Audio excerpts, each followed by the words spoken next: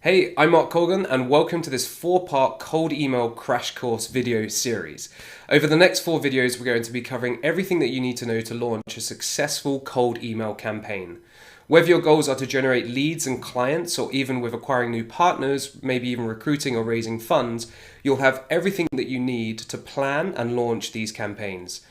I've spent the last several years building and launching my own cold email campaigns and optimizing hundreds of campaigns for B2B companies, which has generated millions in net new revenue. The goal with this video series is to cover the A to Z of cold email, and for me to share all of my experience and lessons learned throughout the videos.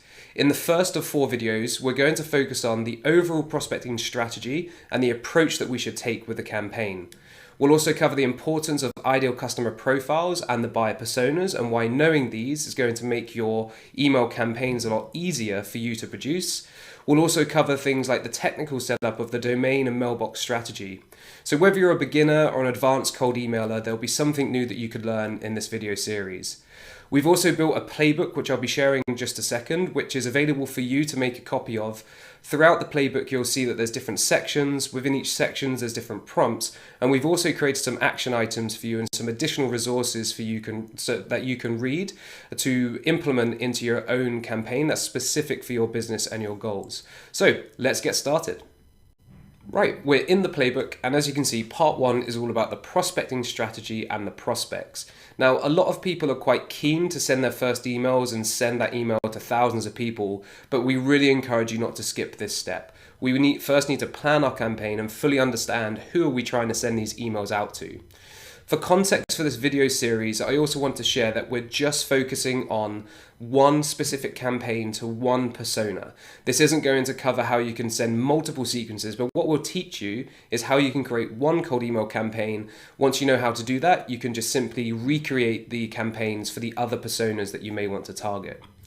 So really what we want to focus on is our approach. And there's 2 ways of thinking, mostly 2 ways of thinking about cold email. There's a manual and then there's an automated approach. And really gone are the days where you could send the same email to thousands of prospects. You know, a lot of people did this 7, 8, 9 years ago and it never truly worked, but however, you would get replies. However, in 2023, moving into 2024, it just doesn't work that way. So there's 2 ways to think about it, manual and automated. Manual is really where you create individual emails for each prospect that you want to reach out to, but these can be very time consuming. Oftentimes you have to do a lot of research to add that into the email. And it can only really work if you have a larger average deal size and a total addressable market which might be a bit smaller. So as in each email that is sent, you can clearly see that it was 100% personalized to that individual. Automated emails, on the other hand, is when you send a similar message to a segmented list of prospects, which includes some personalization, like their first name, company name, or even their job title, or other variables that you've been able to find in your research. This approach is more appropriate for companies that have a smaller average contract value and a larger total addressable market. So this table below just represents how you could think about the different approaches. And of course, there is some room in the middle for a hybrid approach where you have a medium average contract value and a medium total addressable market. In this case, you can use a combined approach, and we'll cover this more in the personalization and relevance section later in the workbook. Another thing that you need to think about is the campaign mindset. So to be successful with your cold email campaigns today, you need to adopt this campaign mindset. And what we mean by that is just treating each sequence as its own single campaign. So rather than having one sequence where you send to 5,000 prospects, you'll have dozens of smaller campaigns sent to smaller segments. A recent client of mine is actually getting between 3 and 31% reply rates in his cold emails. He has 4 separate lists. The smallest campaign has only 79 prospects and the largest campaign has 387 prospects. So as you can see, this is very different to the approach that you may have been using already, which is sending one message to thousands of prospects at all. And again, we'll cover this in more detail in the lead research and list building section. One thing that I'm a very strong believer of is relevancy over personalization. So I often speak to my clients and tell them that you can't sell car insurance to somebody who doesn't own a car, which sounds very simple, right? But many people make the mistake of sending the same email to thousands of different people in different roles at various companies in different regions, different geographies, and maybe even different industries. And it simply won't work because that message isn't relevant to that individual. Instead, you need to plan your campaigns to make sure the message is as relevant to each segment as possible. And you can increase the relevancy of your message by focusing on the problems, the pains, and the challenges of your prospects. To understand what those problems, pains, and challenges are, you need to do your research. You need to focus on your ideal customer profiles and also your buyer personas. Personalization can work, don't get me wrong, but if it will only work properly if it's worth the effort and you do it correctly. There are lots of tools out there that offer AI-generated personalization, and if I'm honest with you, I think they miss the mark a little bit. The tools are getting better, and I don't doubt that in the next few years we'll see them improve drastically. But just let me show you an example of a good friend of mine who received a cold email. So there's two things wrong with this example that you can see in the screenshot. So first of all, the person mentioned a football team, and that has nothing to do with the solution that they then go on to pitch.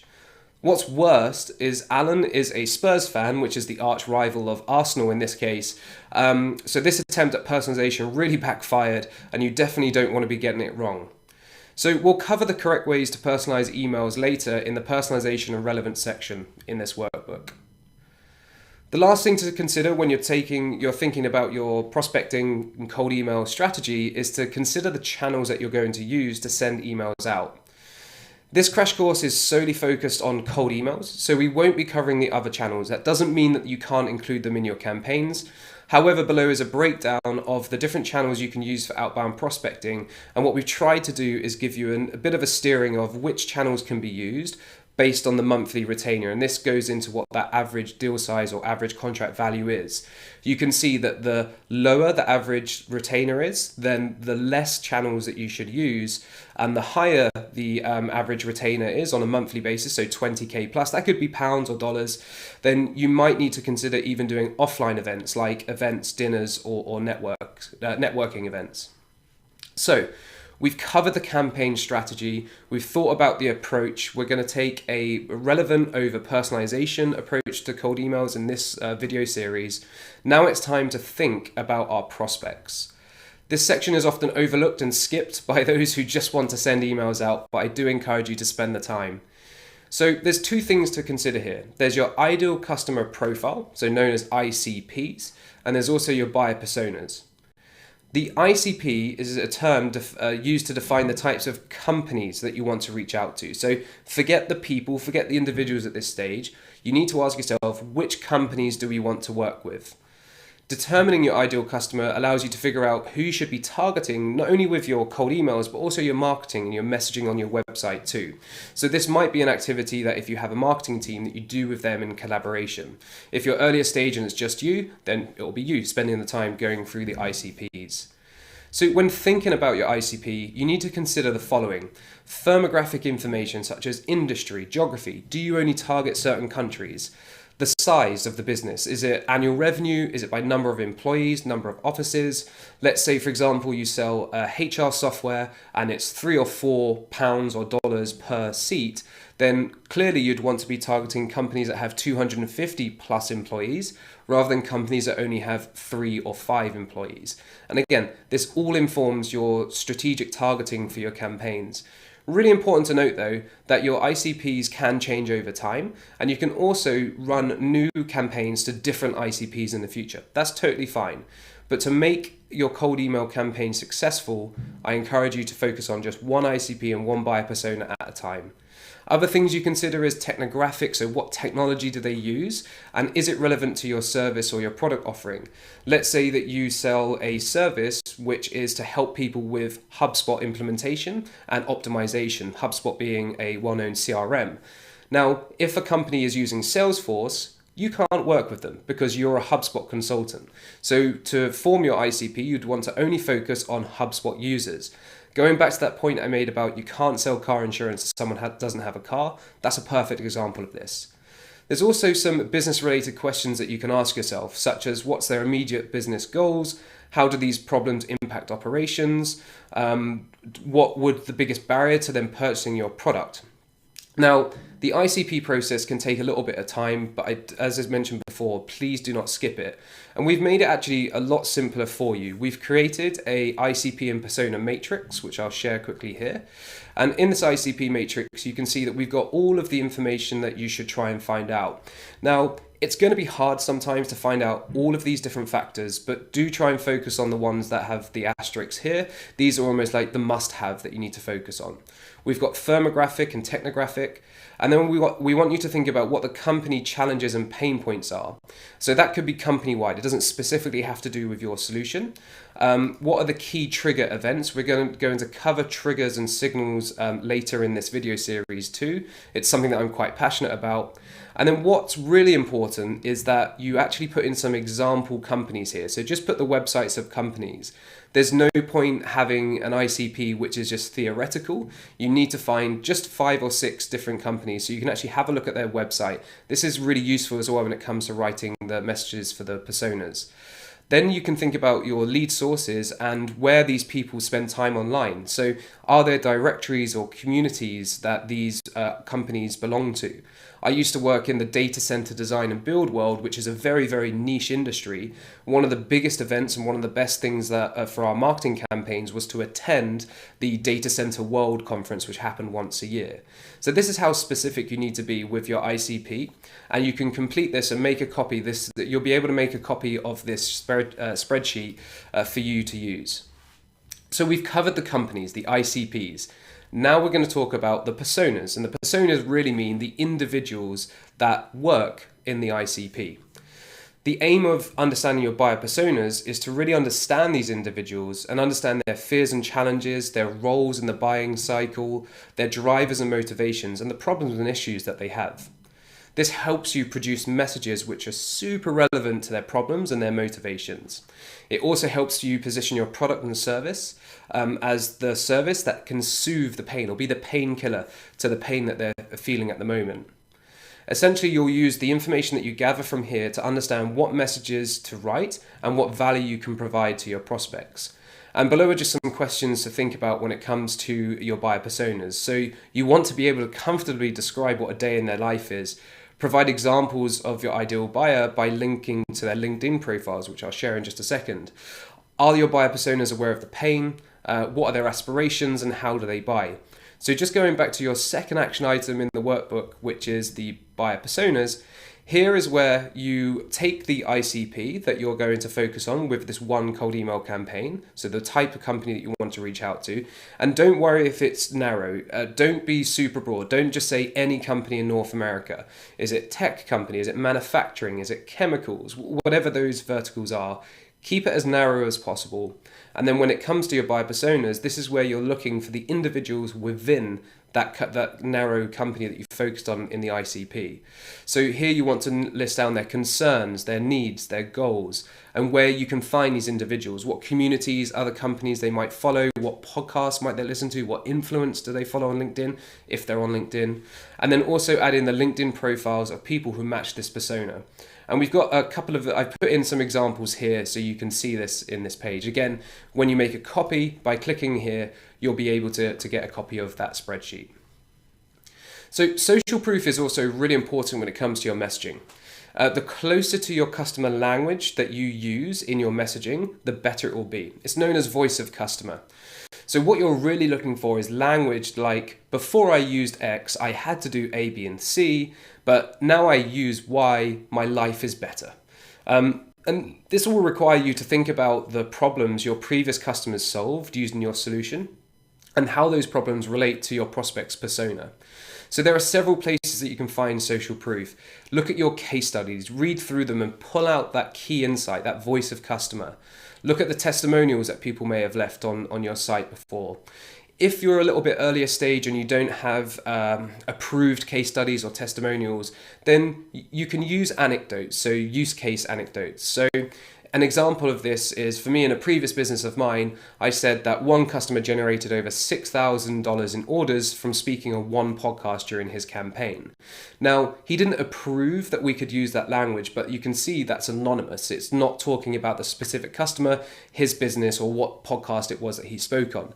But we can use this language and use these anecdotes in our email messaging.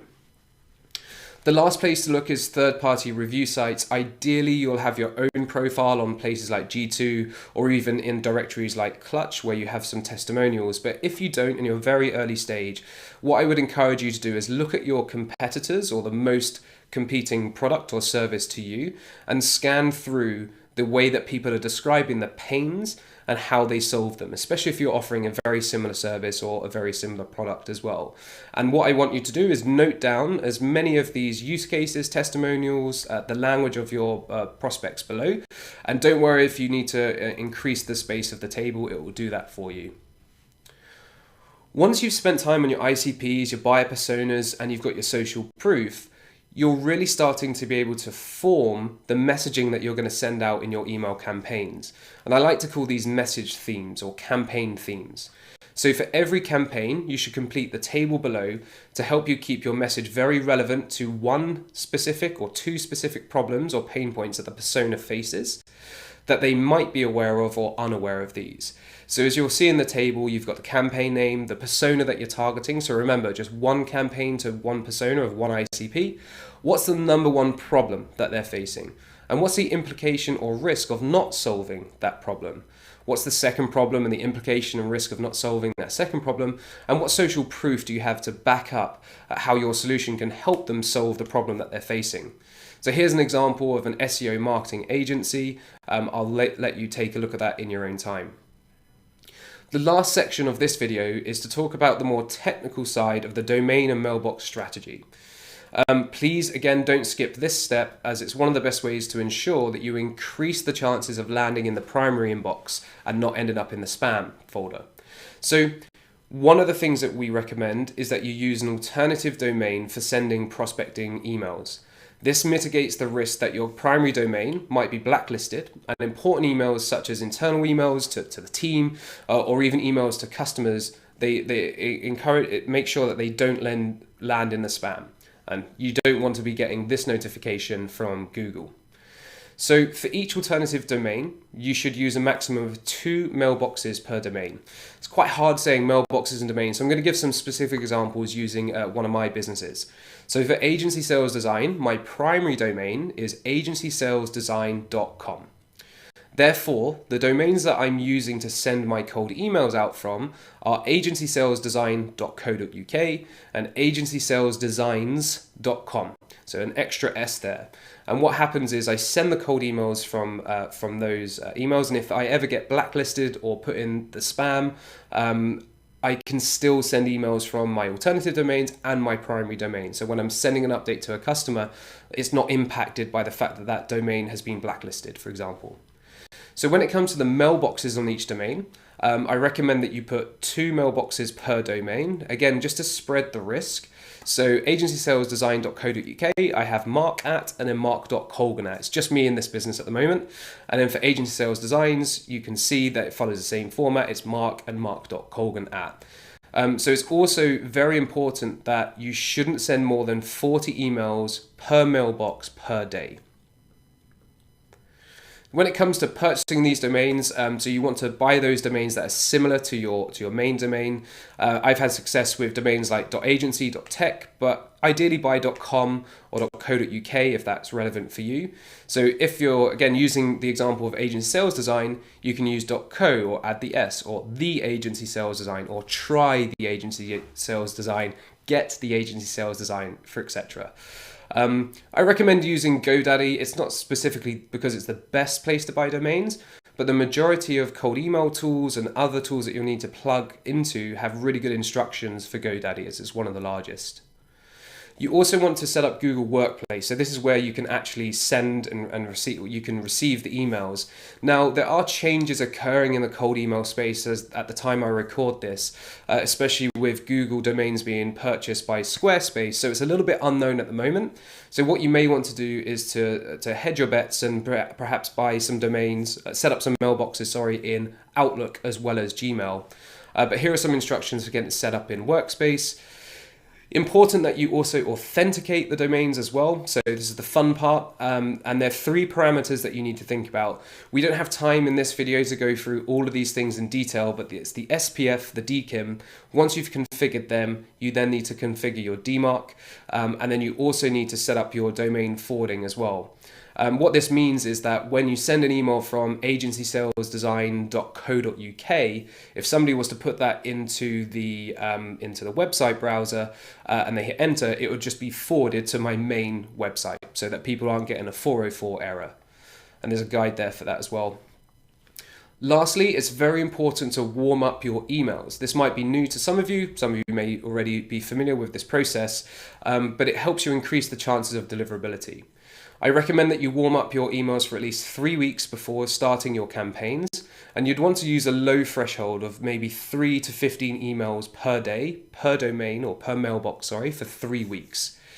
And you want to pick a company who can help you with this email warm-up process that owns their warm-up pool and doesn't use client emails in the warm-up process, a company that monitors emails on an ongoing basis and doesn't use bad or blacklisted domains in the warm-up pool. There's a link here for additional tips for helping improve your likelihood of landing in the inbox. And you also want to keep your emails running when your campaign is live as well. So your action items for this part of the part 1 of the workbook is to purchase your alternative domains, authenticate them correctly, set up mail and domain forwarding, and then warm up your emails. And if you need any help with this at all, the team at SendNow can certainly help you with this. So you can just send them an email at team@SendNow and they'll be able to help you get set up with all of your email domains. So that's the end of the first video in this 4-part cold email crash course series. In this video, we covered the overall prospecting strategy and approach you should take, especially thinking about that campaign mindset, how to focus on relevancy over personalization, specifically if you've got a lower average deal size and a larger total addressable market. We also talked about the importance of understanding your ideal customer profiles and buyer personas, and we also touched upon the domain and mailbox strategy as well. In the next video, we're going to be talking about data and research, which is one of my favorite topics. We'll cover the triggers and signals that you can use to find more relevant prospects and also the data points you can use in your email. We'll look at those different data sources that you can use, whether they be a manually created list or a bought list. We'll also talk about lead research companies whose whole job it is to find this data for you and provide you with leads on an ongoing basis. And we'll also cover some important things like email verification as well as segmentation for your campaigns. So I hope you enjoyed this part 1 of this video series, and I'll look forward to seeing you in the next video. Cheers.